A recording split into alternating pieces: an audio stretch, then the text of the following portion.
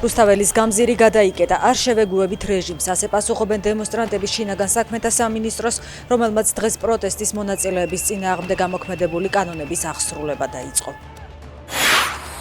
გზის გადაკეტვის ბრალდებით დღეს დაკავებულ ლევან მარგიანსა და გიორგი ყიასაშვილს 6 დღიანი პატიმრობა მიუსაჯეს. საბა ხომერიქს 8 დღე, 4 დღით დააპატიმრეს ლარა ნაჭყებია, ხოლო 5 დღით ნინო სვანიძე. სხვადასხვა მიზეზით დროებით გაათავისუფლეს ლაშა ჩხარტიშვილი და კიდევ 2 პირი. ამ დრომდე მიმდინარეობს ჟურნალისტ ვახო სანაიას პროცესი. დაკავებულია 14 და ადმინისტრაციული წარმოება დაიწყო 13 ადამიანის წინააღმდეგ. შინაგან საქმეთა სამინისტრო აცხადებს, რომ სიმცირის მიუხედავად გუშინ აქციის მონაწილეებმა ხელოვნურად გადაკეტეს რუსთაველი და შეინიღბეს სახეები.